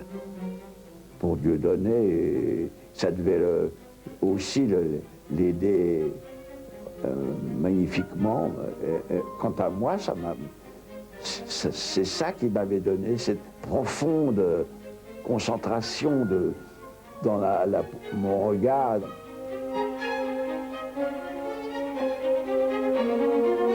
Le rôle de Danton était tenu par le chanteur russe Alexandre Koubitsky. Pour les acteurs, c'était extraordinaire parce qu'ils avaient un support qui régnait sur le plateau. C'était plus des figurants, ils participaient, ils vivaient la situation, et cette magnifique envolée de la Marseillaise.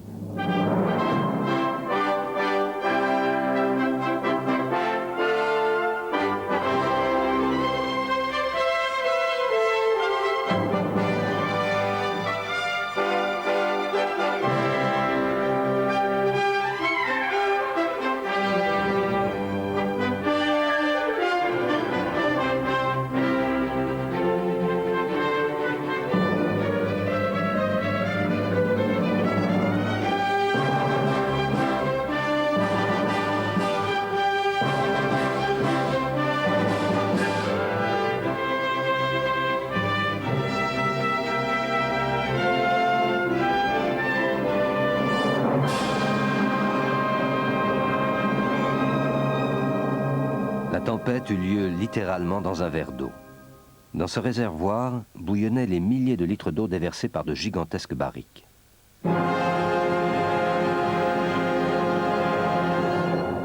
Jusqu'alors, personne n'avait utilisé autant de moyens techniques. Gans voulait à présent rendre visible à l'écran la phrase de Victor Hugo « Être membre de la Convention, c'est être une vague sur l'océan ». Une fois encore, il se tourna vers Simon Feldman, qui mit au point un pendule destiné à faire bouger la caméra comme sur la crête d'une vague.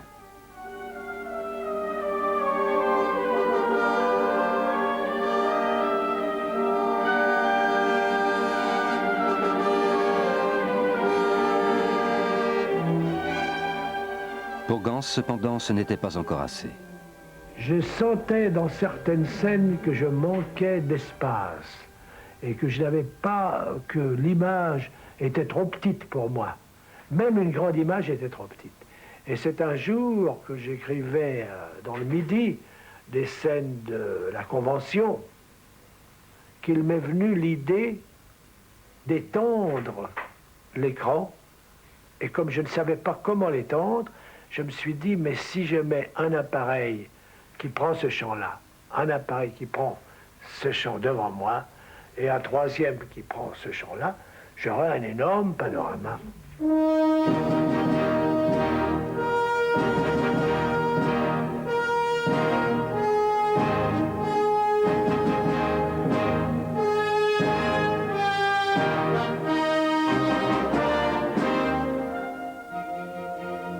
Et il est évident qu'à partir du moment où j'ai senti cette possibilité, je me suis dit qu'il y avait là un nouvel alphabet pour le cinéma.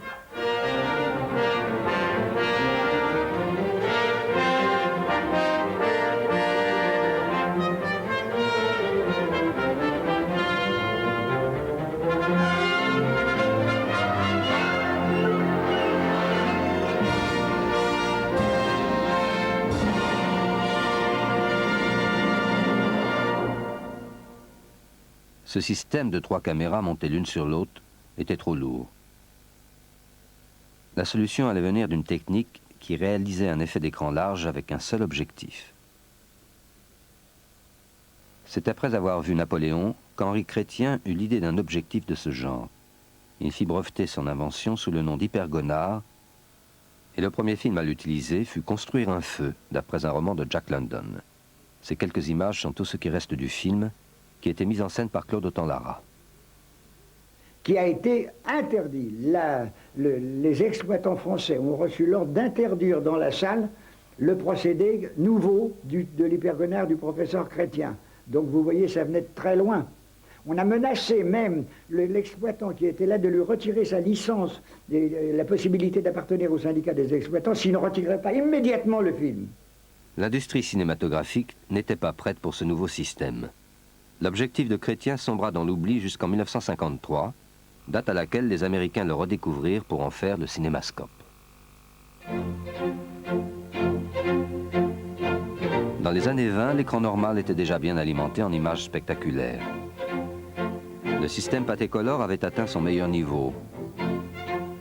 Ce procédé permettait d'ajouter la couleur aux images noires et blancs. On procédait, image par image, avec un cache découpé au pantographe. Les résultats étaient souvent surprenants.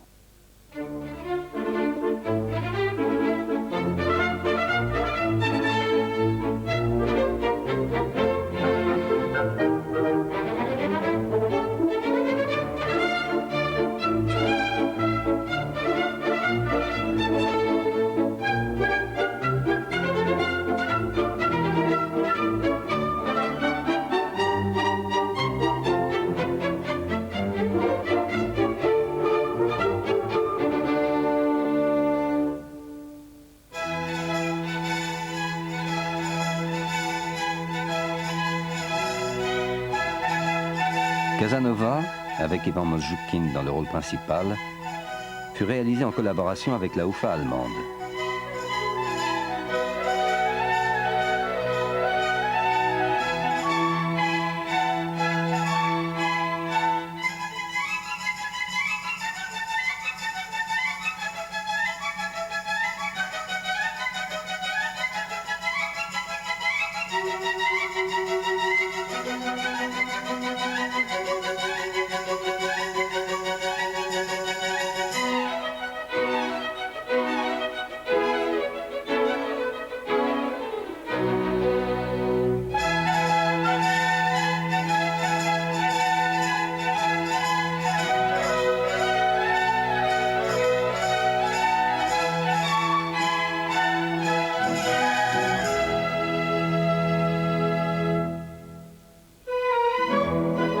L'adaptation par Jean Renoir du roman de Zola, Nana, fut en partie réalisée à Berlin.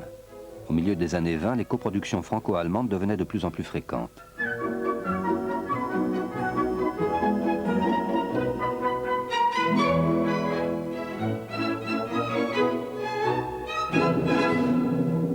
Jean Renoir était le fils du peintre Auguste Renoir. En 1920, il épousa Catherine Essling, le dernier modèle de son père. Elle joua dans tous les films de sa première période.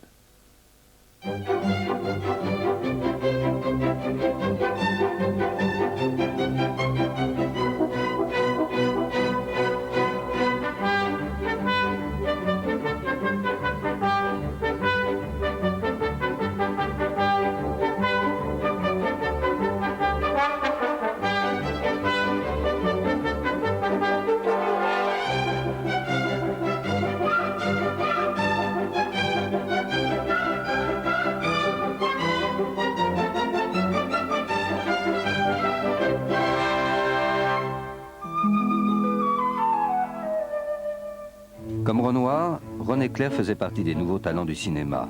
Son film se moque gentiment des bourgeois parisiens du début du siècle.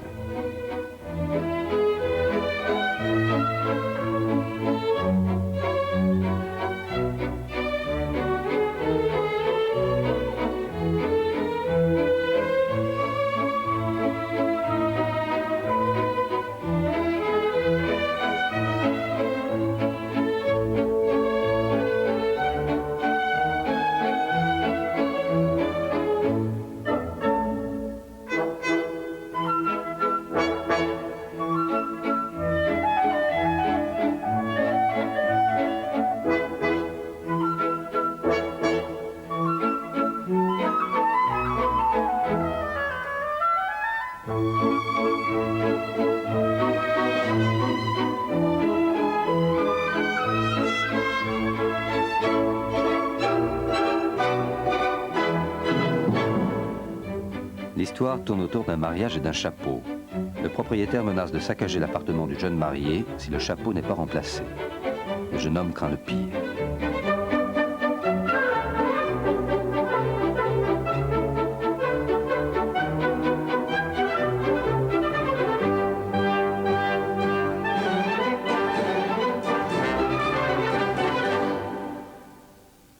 René Clair était venu au cinéma par l'avant-garde artistique. Dans l'atmosphère grisante des années 20, de jeunes artistes se passionnaient pour le surréalisme et pour les possibilités qu'offrait le cinéma.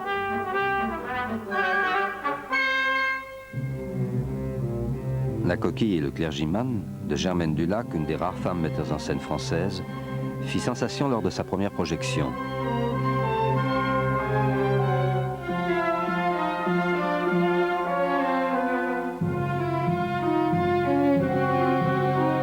Une seule salle d'art et d'essai permettait de voir des films comme celui-ci, signé Man Ray.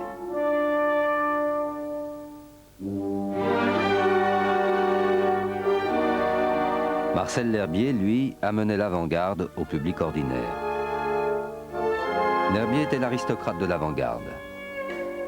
Soucieux de scénographie, il employait des artistes comme Fernand Léger, Cavalcanti, Autant Lara et l'architecte Mallet Stevens.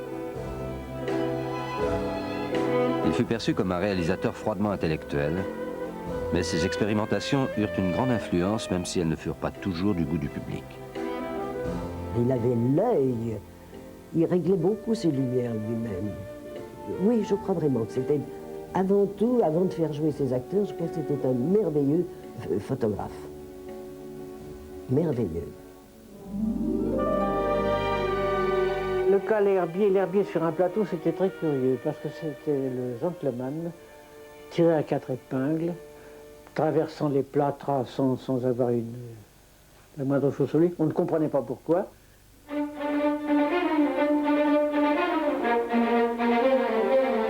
Dès 1921, il faisait des essais de lumière, d'objectifs et de montage.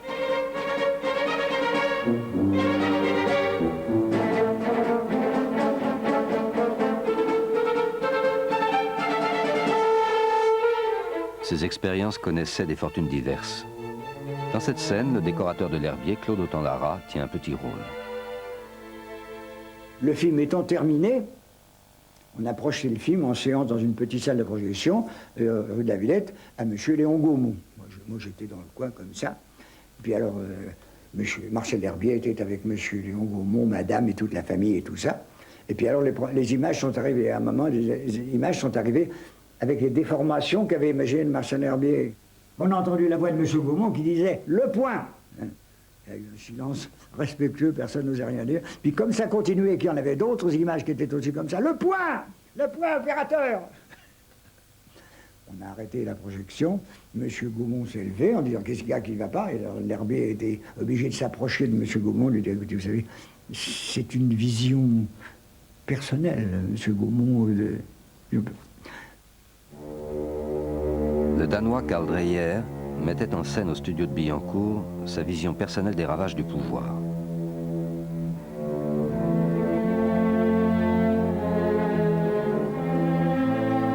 Nulle violence dans cette scène de torture. Tout repose sur la pression psychologique destinée à convaincre Jeanne de se soumettre. René Falconetti interprétait le rôle de Jeanne.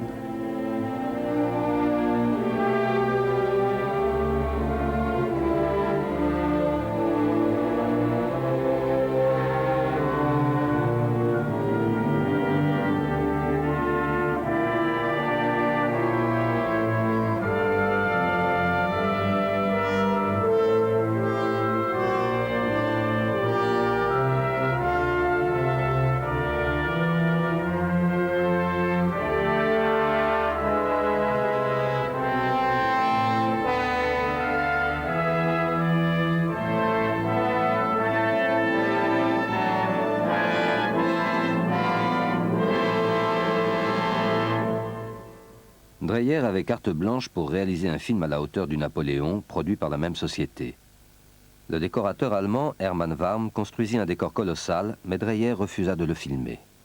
Il se concentra sur les visages et sur les émotions qu'il pouvait susciter.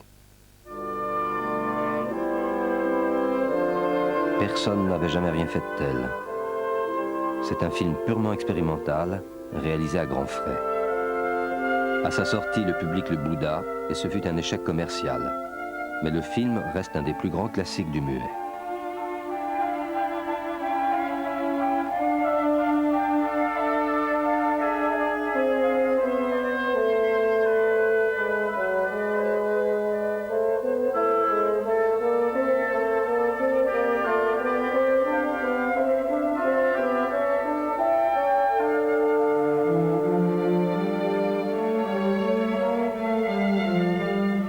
Le producteur, effrayé par le premier montage de ce film, on ne voyait que des gros plans, alors que des plans d'ensemble existaient, à l'insu de Dreyer, a fait monter une version avec plan d'ensemble, plan moyen, gros plan, etc. Quand Dreyer a appris ça, il est entré dans une colère noire. Et en définitive, cette version du producteur n'est jamais sortie, heureusement d'ailleurs. Presque à la même période, Marco de Gattine mettait en scène une autre Jeanne d'Arc, interprétée par Simone Genevoix.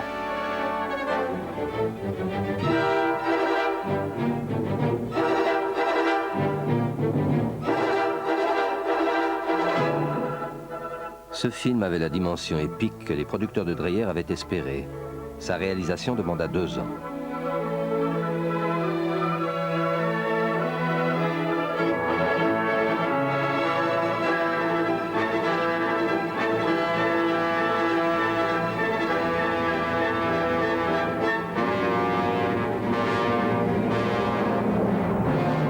Malgré ses superbes reconstitutions, cette version a été éclipsée par celle de Dreyer.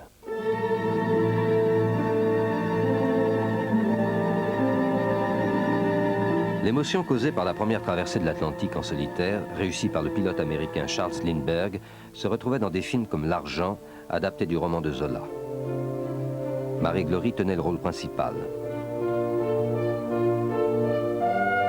Et le scénario s'était inspiré de l'exploit de Lindbergh, qui venait de passer l'Atlantique. Alors, comme on ne parlait que de cet exploit-là, L'Argent, qui est de Zola, a été accommodé à la sauce Lindbergh.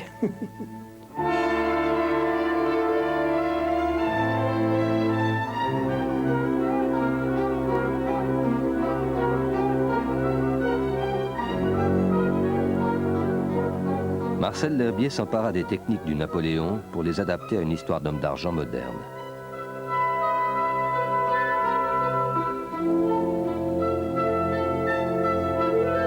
Un jeune cinéphile voulut fixer l'événement. Et moi, avec le culot de mes 20 ans, j'ai dit à L'Herbier, et pourquoi je ne ferais pas un film sur votre film? Et il dit, ça veut dire quoi? Je dis, ça veut dire que vous me donnez une caméra, et cette caméra va vous regarder travailler, et comme ça, on verra comment se fait un film. C'était la toute première fois qu'on faisait ça. L'Herbier, qui était très avide de publicité, il faut pas se le dissimuler, L'Herbier me dit, d'accord.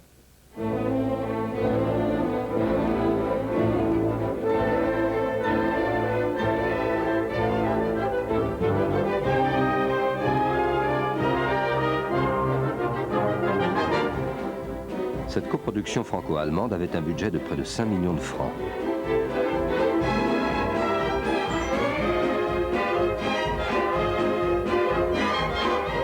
Jules Kruger disposait d'un matériel plus sophistiqué encore, et certains pensèrent que la technique cinématographique ne pouvait être poussée plus loin. De plus en plus proches sur le plan artistique, la France et l'Allemagne partageaient leurs plus célèbres stars, Brigitte Helm et Pierre Alcover.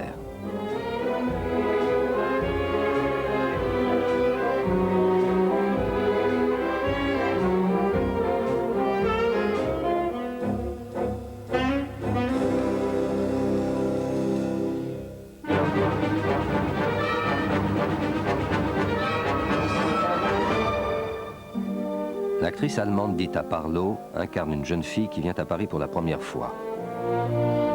Au bonheur des dames s'inspirait lui aussi de Zola. Du point de vue cinématographique, ce film était tout aussi inventif que l'argent, mais il fut éclipsé par l'arrivée du parlant.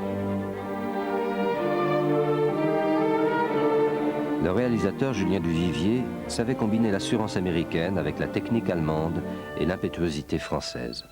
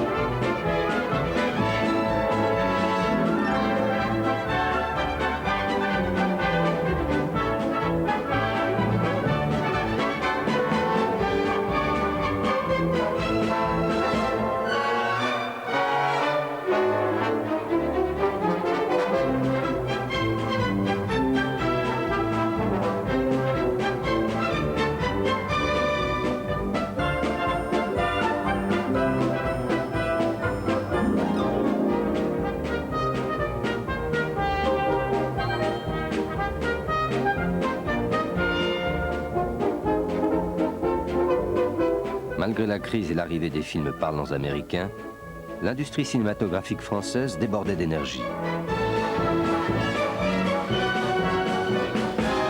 Son avenir semblait sans limite.